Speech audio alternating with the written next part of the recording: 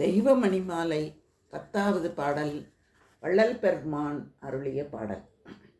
கரையில் வீண் கதையெல்லாம் உதிர்கரும் காக்கை போல் கதறுவார், கள்ளுண்ட தீ கந்தம் நாரிட ஊத்தை காதம் நாரிட உறும் கடும் பொய் இருகாதம் நார வரையில் வாய்க்கொடு தர்க்கமிடுவார்.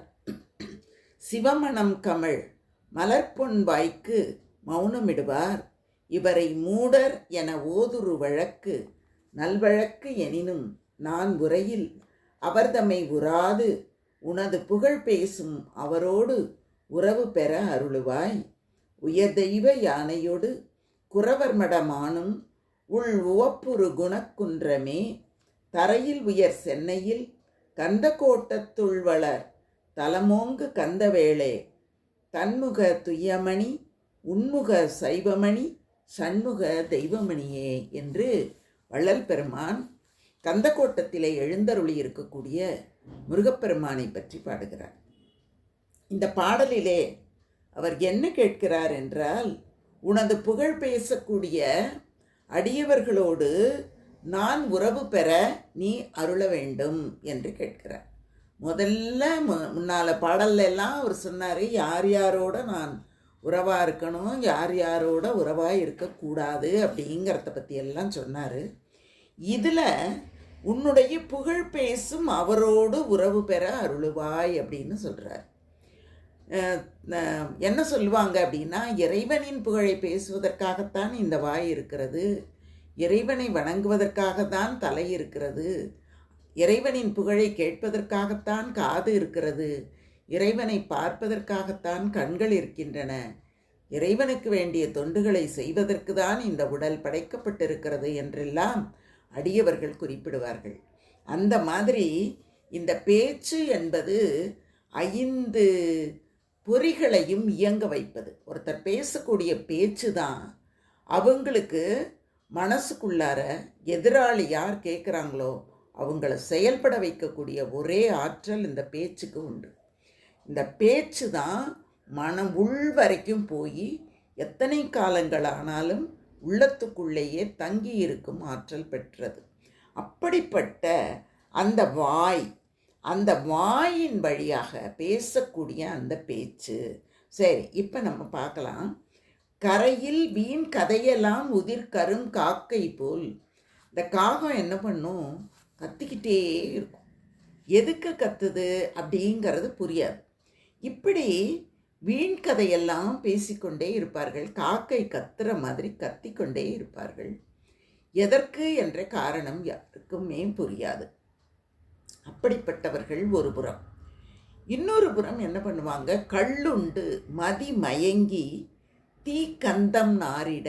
அப்படி கந்தம் அப்படின்னா மனம், வாசனை அப்படின்னு பொருள். இங்கே தீக்கந்தம் அப்படின்னா துர்நாற்றம். இந்த கள்ளுண்டவர்கள் வாயிலே பிதற்றக்கூடிய அந்த பேச்சுகள் எல்லாம் ஒரே நாற்றம் பிடித்தவைகளாக இருக்கின்றன, தீநாற்றம் பிடித்தவைகளாக இருக்கின்றன.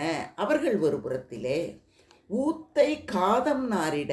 காதம் அப்படின்னா ஒரு மைல் தூரம்னு வச்சுக்கோங்களேன். அந்த வாயில இருந்து பேசக்கூடிய அந்த வாய் நாற்றம் அவ்வளவு தூரம் இருக்குது. ஒரு கடும் பொய் இருகாதம் நார. பொய் பேசுகிறாங்க பாருங்க, வாயை திறந்தாலே பொய் பொய் பொய் என்று திரும்புமிடமெல்லாம் பொய்யையே பேசி கொண்டிருக்கக்கூடிய அந்த பொய் என்ன பண்ணுதான், 2 மைல் 3 மைல் தூரம் நாரி கொண்டு இருக்கிறது. வாயை திறந்தா பொய் பேசுகிறவங்களுக்கு என்ன மரியாதை இருக்கும்? அப்படி பொய்யை பொய்யாக கொட்டி அள்ளக்கூடிய அந்த இருகாத தூரம் நாறுகிறது. இன்னும் சில பேர் என்ன பண்ணுறாங்க, சும்மா இருக்க முடியாமல் தர்க்கமிட்டு கொண்டு இருக்கிறார்கள். நான் தான் பெருசு, நீ தான் பெருசு, என் கடவுள் பெருசு, உன் கடவுள் பெருசு, நான் உயர்ந்தவன் நீ தாழ்ந்தவன் என்றெல்லாம் தர்க்கமிட்டு கொண்டு ஒரு புறத்திலே மக்கள் இருக்கிறார்கள்.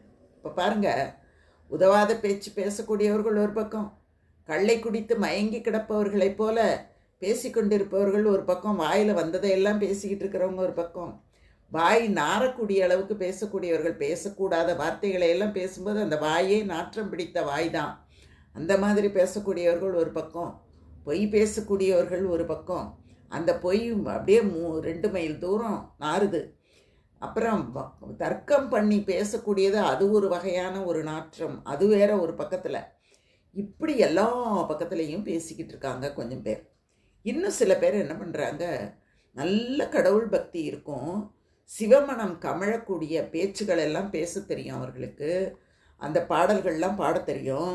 ஆனால் அந்த அந்த வாய் மலர் வாய் தான், நல்ல மனம் வீசக்கூடிய வாய் தான். ஆனால் அவங்க எதையுமே பேச மாட்டாங்க, மௌனமாக இருப்பாங்க. அப்போ அந்த மௌனமாக அந்த வாய் இருந்து என்ன பிரயோஜனம்? கெட்டதையெல்லாம் பேசுகிற வாயாலையும் ஒரு பயனும் இல்லை. நல்லதை தெரிந்து அதை வெளியிலே எடுத்து சொல்லக்கூடிய அந்த வாய் பேசாமல் இருப்பதாலும் எந்த பயனும் இல்லை. இப்படிப்பட்டவர்களை எல்லாம் மூடர் என ஓதுரு வழக்கு நல்வழக்கு. இவங்க எல்லாருமே மூடர்கள் அப்படின்னு சொல்லக்கூடிய ஒரு வழக்கு அப்படின்னா ஒரு பேச்சு, நல்வழக்கு.